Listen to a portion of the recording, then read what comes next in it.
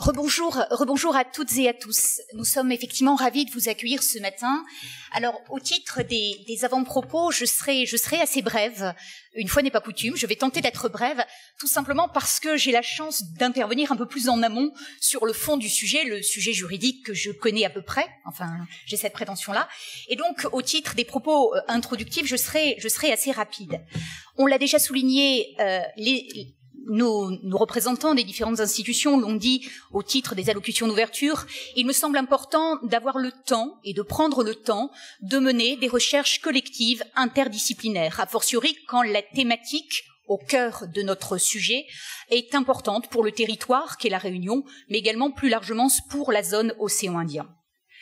L'enjeu, donc, cette thématique, vous l'avez compris, c'est celle des comportements addictifs, alors qui se conjuguent au singulier, au pluriel, parfois ce sont des polyaddictions, et on l'a rappelé dans les propos introductifs, souvent, ces comportements addictifs sont à l'origine de dérives. À La Réunion, tout particulièrement, les violences intrafamiliales, l'insécurité routière ou encore des problématiques de santé publique liées à la mortalité au cancer, au syndrome d'alcoolisation fœtale. En tout cas, l'enjeu est important. Un enjeu auquel j'ai eu la possibilité d'être assez rapidement sensibilisée lorsque j'ai accompagné l'Observatoire de la vie étudiante qui a fait en 2014-2015 une étude assez intéressante sur les étudiants inscrits donc à l'Université de La Réunion, et on se rend compte que pour nombre d'entre eux, finalement, le Zamal n'est pas forcément une drogue. Et puis, on apprend également un certain nombre d'éléments en termes statistiques, en termes de chiffres, et notamment, par exemple, si la consommation journalière d'alcool est de l'ordre de 7% chez les hommes, donc chez les garçons étudiants, de 2,5% chez les femmes, quand on passe sur la consommation hebdomadaire d'alcool, on est largement à plus de 50%, 50-60%. Donc les habitudes se prennent très vite. Au niveau du Zamal, alors est-ce que c'est par pudeur ou pas? Les pourcentages sont un peu moins élevés, mais on est quand même à de l'ordre à peu près de 2% qui sont sur une consommation journalière, ce qui n'est pas anodin finalement en termes de chiffres. Donc des questions qui intéressent aussi les jeunes, on l'a rappelé tout à l'heure, et les jeunes évidemment sont l'avenir un petit peu de notre société et de notre département. L'objectif du colloque de 2 jours qui nous réunit, c'est d'aborder les addictions avec substance. Alors pourquoi? Il a fallu faire un choix.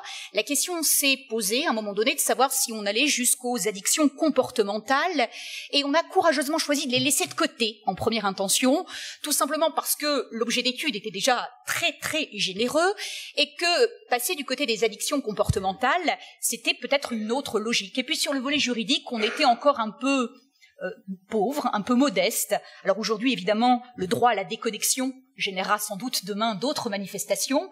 Donc on le verra. En tout cas, en première intention, on s'est donc concentré sur les addictions à une ou plusieurs substances. Donc alcool, tabac et évidemment stupéfiants. L'objectif a été rappelé, il s'agit de croiser les regards des professionnels qui accompagnent les comportements addictifs au quotidien, mais également croiser les regard dans la zone océan Indien et sur le territoire même. Ça nous semblait capital parce que les solutions sont assez peu pertinentes si elles ne sont pertinentes qu'à l'échelle d'un État. Il nous semblait intéressant d'aller un petit peu au-delà.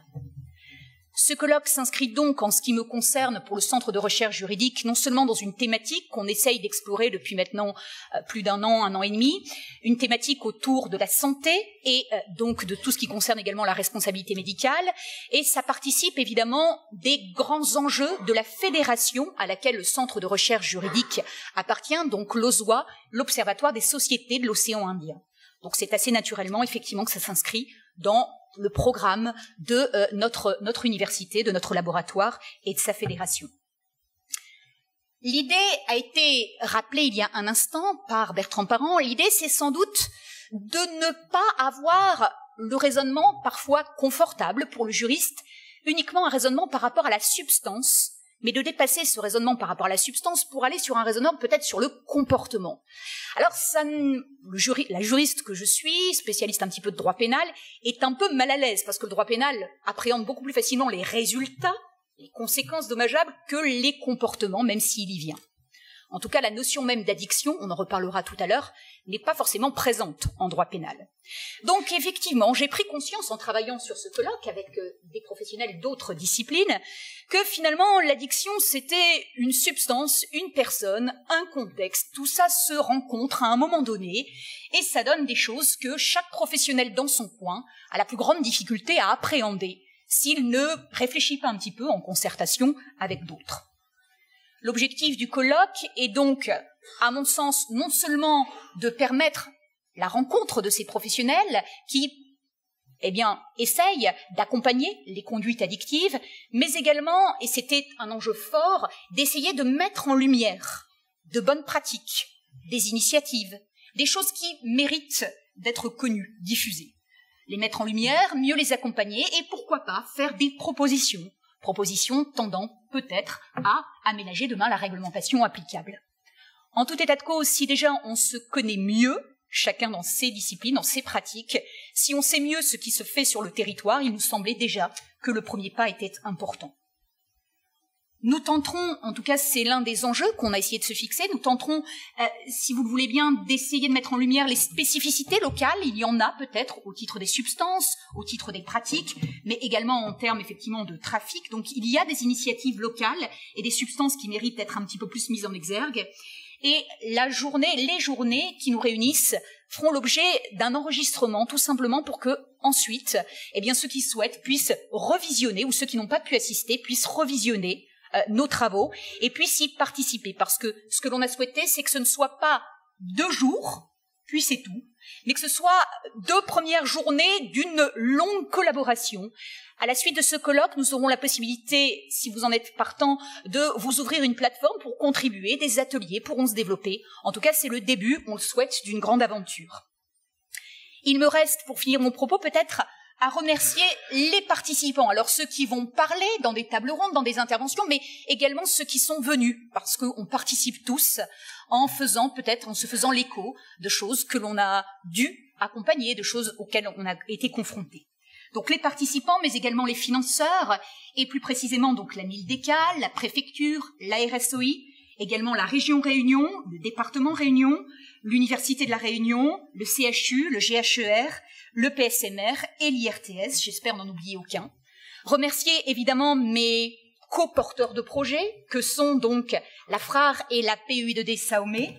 Remercier également au titre de l'université, donc au sein de l'université, Karine, Coralie, la Dune, la direction de la sécurité, la logistique.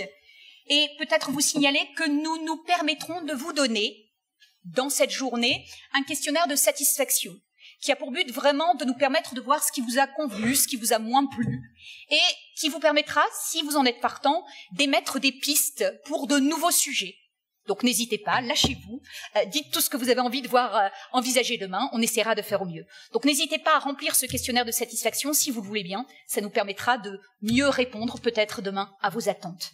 Je cède sans plus tarder la parole au docteur David Mété, donc qui va contextualiser un peu plus le colloque d'aujourd'hui.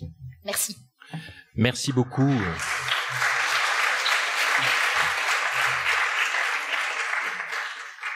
Merci beaucoup Cathy.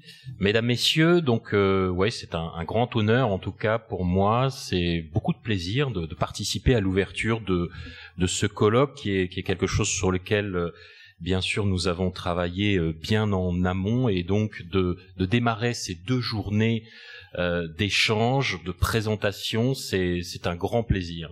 Présentations qui vont être assurées par des intervenants de la Réunion, des intervenants de la zone océan Indien, Madagascar, l'île Maurice, les Seychelles et Mayotte, ainsi que par plusieurs experts nationaux dont la reconnaissance dépasse les frontières. Soyez remerciés pour votre présence, en particulier donc celles et ceux qui, comme on dit par chez nous, ont sauté la mer. Merci de vous associer à cet événement. Cet événement, donc Addiction, Loi et Justice, Regards croisés. Voilà pour ces 2 journées. Donc il faut remercier, ça a été déjà fait, mais je voudrais le refaire, nos financeurs, sans qui ce colloque n'aurait pas eu lieu. Leur soutien, il permet également que ce colloque soit gratuit, accessible à tous. Notre profonde gratitude va aussi d'ailleurs à l'Université de la Réunion qui nous accueille dans ce très très bel amphithéâtre.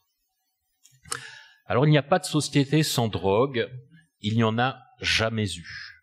Et pour reprendre l'expression du géographe Pierre-Arnaud Chouvy et du sociologue Laurent Laniel, l'usage de drogue est un invariant anthropologique majeur. Nous devons faire avec, qu'on le veuille ou non.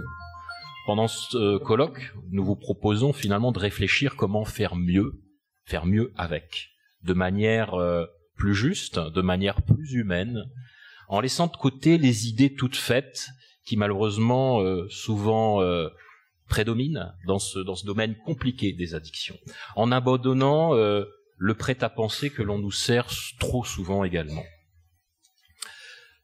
Comme le disait Michel de Montaigne dans ses célèbres essais, livre 3, « La loi est loi, non parce qu'elle est juste, mais parce qu'elle est loi ». Et notre loi en matière de stupéfiants en France date de 1970. Aucun gouvernement n'a eu à ce jour le courage politique de s'atteler à la refonte d'une loi que presque tous, pourtant, s'accordent à reconnaître désuète aujourd'hui. Plus de 80% des condamnations relatives aux drogues illicites le sont pour des faits d'usage et de détention. On peut à ce sujet voir justement les travaux d'Ivana Obradovic pour l'OFDT, qui le précise, sur la réponse pénale en matière de stupéfiants. C'est vous dire donc, quand on considère ces chiffres, le poids que représente dans notre système judiciaire la seule répression des usagers de drogue. La question se pose, le débat sur les drogues est-il possible en France? Il fait partie de ces sujets clivants dans notre pays pourtant dit des droits de l'homme, ces sujets qui prennent un tour passionnel, voire irrationnel, comme on a pu le constater lors des grands débats de société. Ce qu'on constate, nous, en tout cas, acteurs des addictions, c'est que nous n'avons plus besoin d'idéologie. Nous en avons assez d'idéologie, nous en avons assez des discours politisés, et nous avons besoin d'une réflexion, d'une authentique réflexion de santé publique, étroitement associée au droit, qui soit basée sur les nombreuses expériences conduites ailleurs, en Uruguay, par exemple, aux États-Unis, dans certains États des États-Unis, au Canada très récemment, en Suisse, en Hollande, au Portugal, pour citer quelques pays. Vous pouvez d'ailleurs à ce sujet consulter sur le site notamment de l'OFDT une étude qui est faite, qui s'appelle Canalex et qui reprend justement au sujet du cannabis tout ce qui se fait partout dans le monde. Donc nous avons besoin de ces expériences qui sont faites ailleurs, nous avons besoin de nous appuyer sur les études scientifiques, mais aussi sur les sciences humaines. Tout cela est indispensable, à mon avis. La récente réforme qui fait passer l'usage du cannabis de délit à contravention est une évolution modeste, voire même très modeste. Elle demeure, cette évolution, en complet décalage avec les constats et les recommandations des experts internationaux. Le système actuel demeure basiquement répressif, notre gouvernement actuel ayant choisi le conservatisme en matière de politique sur les drogues contre les évidences. Près de 80% des saisies de drogue aujourd'hui sont du cannabis. Ce cannabis mobilise l'essentiel des ressources policières en la matière. Il mobilise énormément de ressources dans le domaine juridique, vous le savez sans doute, mais nous avons donc en France l'un des systèmes les plus répressifs d'Europe, qui ne nous empêche pas, justement en France, d'avoir l'un des taux de consommation, d'avoir le taux de consommation sur les derniers chiffres le plus élevé d'Europe, selon les derniers chiffres notamment communiqués par l'Observatoire européen des drogues et des toxicomanies en 2017. Car oui, le principe selon lequel l'interdit et la prohibition constituent la réponse de bon sens, la solution évidente au problème des drogues, ce principe est simpliste et faux. Ce discours malheureusement reste brandi avec démagogie par une part importante de nos politiques, avec l'utopie en filigrane qu'un monde sans drogue est possible. C'est le slogan utilisé par l'ONU dans sa réunion de Lungas en 1998, et qui malheureusement a contribué à accentuer ce qu'on appelle la guerre contre les drogues. L'interdit, la prohibition en matière de drogue criminalise les usages. Il stigmatise les usagers, il les éloigne du soin. Il constitue le terreau fertile du trafic, favorise la désertion sociale, la transmission du VIH, des hépatites, entre autres. Nous savons que cette posture, que cette attitude est complètement contre-productive. Dans notre société, le drogué, c'est toujours l'autre. Et cet autre est souvent un bouc émissaire, bien utile pour certains partis et certains politiciens qui n'hésitent pas à surfer sur la peur du toxicomane. Comment être crédible, à mon niveau en tant que médecin addictologue, face à ce jeune qui m'interpellait il y a quelques années en me disant la chose suivante. Docteur, mon père boit 2 litres de rhum par jour, il est saoul du matin au soir, ça pose de problème à absolument personne, ça dérange personne. Moi, pour avoir fumé un joint, je me retrouve au tribunal, jugé, obligé de venir vous voir pendant 18 mois alors que je ne suis pas dépendant. Duralex, sed lex. La loi est dure, mais c'est la loi. Et pourtant, par rapport à la loi, l'un des fondements majeurs du droit humain est le droit à la liberté de disposer de soi, le respect de la vie privée et le droit à l'autonomie. Je peux boire plusieurs litres de rhum dans certaines conditions, notamment à la maison. Je peux me planter un coup de couteau dans le cœur. Ma liberté sera respectée. Si je fume une taffe de cannabis, quel qu'en soit le cadre, il s'agit d'un acte puni par la loi, puni en théorie d'une peine pouvant aller jusqu'à 1 an de prison et 3 750 € d'amende. Une loi incohérente est condamnée à l'échec et ne peut être pédagogique. À notre sens, c'est le cas actuellement avec la façon dont est traitée la problématique du cannabis. Ce type d'approche ne fait qu'accentuer le clivage dans une société dans laquelle les générations ne se comprennent plus, dans laquelle les communautés s'opposent. Aujourd'hui, de nombreux experts des instances comme la Commission globale de politique en matière de drogue, présidée par Kofi Annan, ancien secrétaire de l'ONU, militent pour un changement de paradigme, pour une approche respectueuse des droits humains. Ne plus pénaliser les usagers, mais pénaliser plutôt certains contextes d'usage, la conduite routière, le travail, consommer sur les espaces publics, entre autres, et surtout pénaliser les trafics. Pour cela, bien sûr, nous ne pouvons nous passer du droit, nous ne pouvons nous passer des lois. La lutte contre les trafics est un défi qui nécessite que les pays travaillent ensemble. Vous le savez, les saisies représentent une part minoritaire des volumes en circulation. Souvent, quand on saisit quelque chose, il faut se dire que ce n'est que 10 à 30% de ce qui circule en réalité. Des substances parfois très nocives, souvent pour certaines de plus en plus nocives, aisément accessibles avec les nouvelles technologies par Internet, commandables très simplement, qui arrivent dans des enveloppes, tout ce qu'il y a de plus de banal, avec vraiment une explosion de ces trafics qui posent d'importants problèmes. Monsieur le procureur nous le confirmera vraisemblablement. La majorité des actes criminels sont commis sous l'influence de substances psychoactives, au premier rang desquelles se situe l'alcool. Articuler nos prises en charge, travailler mieux ensemble, magistrats, services pénitentiaires, PJJ et autres services parmi les nombreux impliqués dans la chaîne, c'est très important donc que nous articulions ces prises en charge ensemble. Car pour prévenir la récidive, il faut pouvoir soigner les détenus en particulier. Il est fondamental que ces prises en charge puissent se faire pendant la détention et qu'elles soient poursuivies après la levée d'écrou. C'est la période à risque maximal. C'est une tâche qui va peut-être être d'ailleurs compliquée, puisque pour vous donner une information récente, mon chef de pôle vient de m'apprendre que notamment l'ARS venait de baisser de 250 000 € les financements des soins consacrés aux prisons, et mon chef de pôle vient de m'avertir que, vraisemblablement, la prise en charge médicale des détenus en prison serait probablement supprimée. J'espère que non, bien entendu. J'espère et je ferai tout pour défendre la poursuite de ces soins. L'abus d'opiacés, pour vous parler d'un autre sujet très important, est un problème majeur de santé publique, en particulier dans la zone océan Indien. Il me semble important de saluer les progrès réalisés dans la prise en charge de ces problématiques à l'île Maurice et aux Seychelles qui sont représentées aujourd'hui.